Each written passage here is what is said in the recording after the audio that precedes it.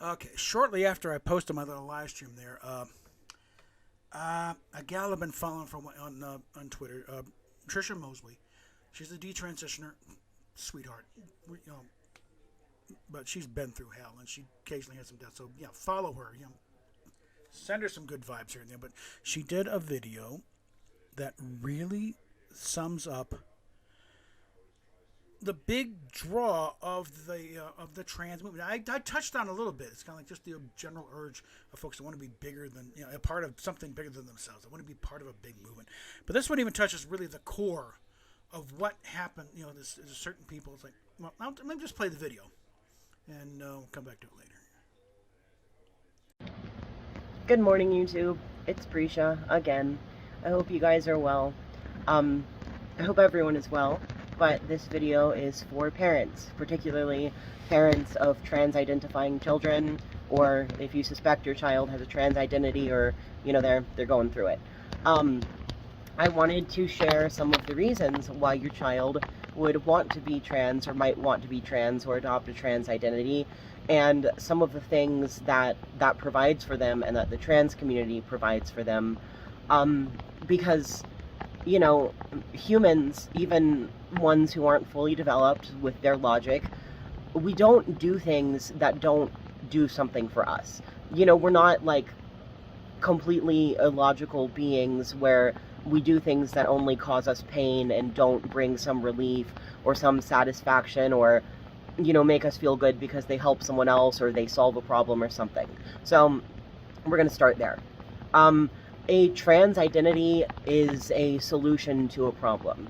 I have never come across someone with a trans identity who was having a good time, particularly right before that. Like I said, it's a solution to the problem. If you're trans identifying, the belief is that you were born in the wrong body. You are a boy trapped inside a girl's body, or vice versa. Like, there's something wrong with you, and you need treatment to align the mind and the body, or whatever. You need medical treatment. So number one, you've established and decided that there's something wrong with you. When you're a child, this can be for any reason at all, and anything can cause it. Because children believe that everything is to them, at them, about them, and because of them. If their parents are getting divorced, that's their fault. That's because they're bad. If things are going bad in school, it's because they're ugly and they're stupid and no one likes them because they're bad, right? Everything is to, at, about, and because of them, because they are a child. So there's a problem. The problem is the child's fault. Someone has come in, either media, the internet, groomers, doctors, whatever, and told the child that the problem in particular is their body, they were born in the wrong body, and that there's a cure. So now there's hope, right? So as a sidestep, let's think about this. If your child and their body are not the problem, and they can't take hormones and get surgery and fix it and make everything okay and magically feel better, oh, I think I'm gonna sneeze. No, it's gone. Sorry. But if they believe, that they're the problem and that there's a cure, there's hope. You know what I mean? If it's not their fault that their parents are getting divorced, or there's fighting in the home, or somebody's an addict, if that's not their fault, they can't make a change and fix it. There's no hope, I mean, I had so many beliefs about myself and my own evilness, and that I caused so many problems, and I truly believed that I could get surgery and cut the evil parts of me away. I mean, I was already doing that with self-harm, and doctors just enabled this delusion. But the point is, there's hope when you're the problem, because you can't control other people, right? You can't control them, you can't fix their problems, but I mean, if you're lucky, you can kind of control yourself, right? And change yourself. And if you're the center of the world and a bad thing, when you become a good thing, the whole world becomes better. I mean, it's not illogical, it makes sense. And I want parents to realize, when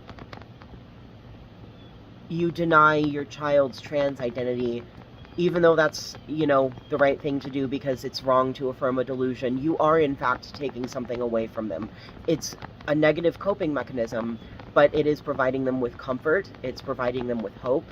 And then furthermore, the cult provides them with community. It provides them also with a sense of identity, which provides security and teaches you how to interact with the world and the people around you and how to understand yourself. I mean, as a child who's still developing an identity, being given one is really comforting. It's really nice to be told who you are, and that's a good thing, because the trans community comes with love bombing, and they build you up and they tell you you're beautiful, or you're handsome, and you're amazing, and you never deserved anything bad to happen to you. And it's magical, I guess, because it's not real and it feels really good and it confuses you. It's yeah, but I just wanted to speak to what a trans identity and the trans cult or community provides to children. And now that you're aware or can become aware of this, how can you supplement what the child is getting from all of those things with something else, with something healthier? Because again, they are filling a hole that really exists. They're fixing a problem that really exists. If you just take that away, then they're back to square one with the problem. You know what I mean? So, I mean, talking to your child about reality, instilling value, maybe, even teaching them as much as a child can understand that adults do things because of only themselves. Like, my mother didn't do X because I made her. She did X because she had trauma, or she was having a bad day, or whatever it was, or my father or my grandparents or whatever. Like, just don't forget that children are genuinely under the impression that everything is about them and because of them and all of that. And, that there is hope in identifying as the problem, because then you can fix yourself. But, and the truth sucks, and the truth is, the world is shitty. It hurts sometimes to exist and be here. The goal of life isn't happiness. You're not going to feel happy all the time, no matter what you do. And if you try, you're going to be let down continually, and that sucks. What you have to do is cultivate peace and the ability to self-regulate and cope, and get good coping skills. But I mean, coming to terms with the reality that reality does just suck sometimes, and people who have a magical shot you can take that just fix it all are selling snake oil.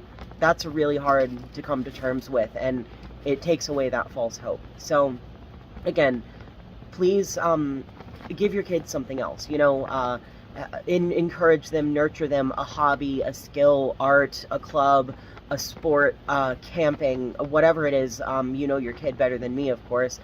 Just develop something that's gonna provide them with something, and talk to them about how not everything is their fault, not everything is in their control, and that's okay. Have a great day. Okay, and I think that really touched on a lot of the issues, I think, that we're kind of dealing with Indy here. It's like, because again, going piecing together what we able to glean from various things. Like, her childhood, wasn't the greatest. Her parents are fought like that. In fact, while she was dealing with her trauma thing, they were fighting like cats and dogs, and even talking divorce at one point. They're fine now, but it was not happy. And kids do. All they know is themselves, so they tend to think everything revolves around them one way or the other. And there's always, even if you know better, there's always a nagging thought in the back of your head: am I the reason why they're fighting? Are my problems what's causing why they're fighting all the time? And I think, and we never get over that. Okay, just because you start pushing through, you're still got that little kid in the back of your mind saying, "Somebody make sense here. What can I do to fix this? How can I get mommy and daddy to stop fighting? What did I do wrong? Why did I screw up here?" And I think that is feeding into the thing. And again, a lot of trauma, childhood trauma at this stage. I mean, again, the amygdala does not differentiate. Trauma is trauma. It doesn't matter if someone shoots off a cap gun too close or someone sticks a little gun in your face. The reaction is the same. And until it is addressed some way, it lingers in there. It's fester. And then you were still that little kid screaming for help or screaming for someone to make sense out of this or someone fix this. And so, again, Indy's been dealing with this stuff at this point, at least half her life. All this crap going on. And probably most of her life, because there's still this childhood thing that she doesn't even remember herself clearly. That thing started the ball rolling, but then some, the biggie is, being groomed and raped in middle school. And that never goes away. You're always vulnerable to it. Even when you're on guard for it, there's still a vulnerability there. These predators know how to seek it out and they will play you. And so I think, in the current cultural environment, with the trans activists putting this thing, and then, there's the solution to what has been wrong. I've been born in the wrong body. That's, and again, she said this kind of an epiphany. One day, woke up, I'm really a boy. Now, put aside the fact that it's bullshit. We know it's bullshit. Nobody's born in the wrong body. It's a horrible thing to tell anybody that you're born in the wrong body. Something's wrong with you, physically. But here's how you can fix it. You start chopping off the bad bits. That is a horrible message. You're born the way you're born, okay? No one is born in the wrong damn body, okay? Let's get that out of the way right now. If something's wrong there, it's wrong up here, okay? And some people do have to go to extreme measures in order to live with themselves, but they'll also readily admit that, too. And it's usually not something that, comes to them fairly late in life. It's something that, they know something's wrong since early childhood. They know that something's not up here. And they know that it's, that they don't think they're born in the wrong body, but that, they just can't live with what the body they got. That's another issue. That's transsexual. That's a legitimate mental condition. It's a mental condition. You'll never hear anything saying they were born in the wrong body, okay? That's the modern thing. That is where you got John Money and Alfred Kinsey and these other perverts. That's where they come in. They latch on to that one little bit to give it a kernel of legitimacy and then spread their, propaganda here. And that is why we're in the situation we're in right now. Not just with Indy, but culturally. And Canada's starting to wake up here. There's a big mass stop transing kids. 10,000 people came up and said, no, it's enough, okay? I think they're fine. That will mean, if that finally gets pushed, then that means certain parts of the U.S. will be the last holdouts. And boy, will we look stupid at that point, okay? The rest of the world will say this is wrong, this is dumb, stop doing it. But certain outlets of our great United States will insist on mutilating children for fun and profit. And how long is that going to hold out, really? Because, California is turning down right. It's real on fact. I'm about, taking away people's kids if they don't affirm this sort of thing. Yeah. If you got kids in California, get the hell out now. Find some way to get the hell out of California if you value your kids. I think Washington's already pushed something like that. But yeah, this is getting ridiculous. But now, let's, but Indy, again, you think this doesn't apply to me? Well, let's put this, let me, again, quote someone you think you probably will recognize, hopefully. And again, it's sort of like, what the hell happened? Let's take a look here.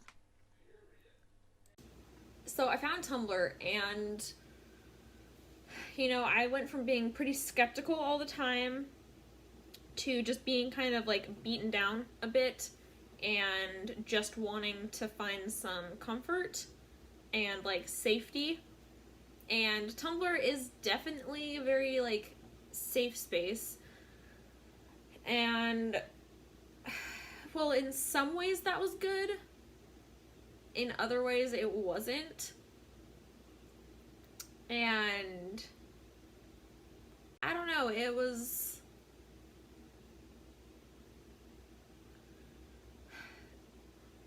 I guess, like, I started Tumblr and I joined the fitness community, right? And within that community, there's a lot of like body positivity stuff. And I was like, oh, well, that's really good. That's like helpful, like inspiration and stuff. And so, like, within that, there's a lot of really strong feminists that would like really preach about feminism a lot. And I was at the point where like my kind of fundamental viewpoints of things had been shaken because the world did not feel as safe as it once had. And I think I just really fed into the victim mentality that is really alive on Tumblr. And, well, like, I don't think that being a victim is a bad thing. Like, sometimes you are a victim, and that's fine. There's a difference between, like, being a victim of something and then continuing to have a victim mindset for every occurrence afterwards, because that's not helpful. And like, I don't know, so I guess I think that's part of why I just started listening to all of the rhetoric and stuff, and I stopped kind of trying to question it after a while. Like, at first I did. I remember back on, like, my very first Tumblr post, I would get in a lot of fights with people, which is what I would normally do. But then I got sick of fighting with people, and I was just like, yeah, sure, whatever. And then, like, after a while, I was just like, yeah, sure, whatever, until the point when I was like, yeah. And then I started believing it. And I just, like, only surrounded myself with the same opinion. And I never, like, you know, any outside opinion was just, like, wrong, and I didn't want to hear it, because usually I couldn't, you know, find a good enough argument that I could actually convince myself of, that I would feel good enough writing down to convince anyone else of either. You know what I mean? Kind of fucking annoying, and I just feel like I was brainwashed a little bit. Not that I didn't, like, I fully let myself be brainwashed, though, is the thing. And that's on me. 100%. But I just feel like now, especially over the last 2 years, I've been, like, in therapy non-stop. And all that therapy does is make you question yourself. And I've been trying to, like, get back to who I was before all of that shit happened. And, you know, who I was before was someone that questioned everything, regardless of whose side it's on. Like, I'm someone that doesn't take sides. I don't take anyone's side. I take my side. You know, I take my opinion. And, you know, if someone has a good enough argument to change my opinion, then, like, fucking bring it on. Like, I'm all for it. Like, I love having my opinion challenged. But, you know, at some point I stopped loving having my opinion challenged. And I think that's really the issue on Tumblr, is it's just like a circle of yes men, and, like, you know, it's just like an echo chamber, and eventually that echo gets louder and louder and louder and louder until you focus on, like, the smallest things, and then, like, manspreading becomes a thing that people genuinely think is an issue. Like, dudes have balls. Come on. Like, how fucking stupid are you? Really. It's not gonna go off topic with that. But, you know, people just, when you think that minor issues are a lot bigger than they really are, then you start seeing even more issues everywhere, because everything just gets amplified. And it's just like, I don't feel like I have ever had any issues because I'm a girl. You know? Like, I don't feel like that's been an issue. Like, I've had people be sexist to me, but I don't feel like there's been any systematic thing holding me down because of my gender. The same time I started breaking away from the, you know, the liberal identity politics is when I started to discover who I really am. And I don't know, I just think that's really interesting. It feels...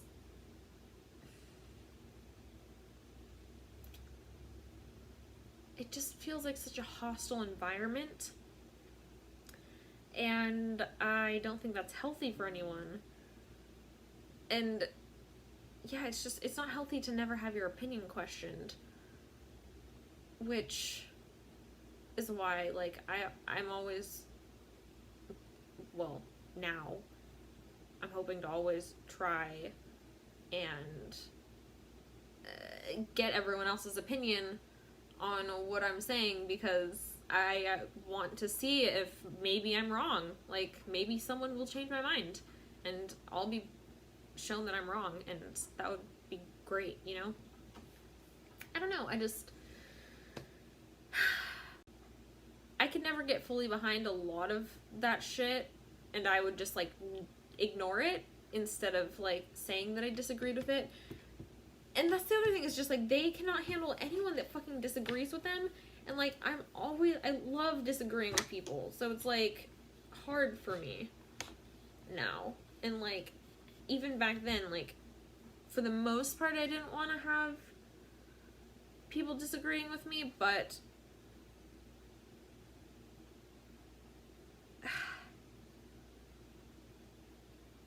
yeah, I don't know.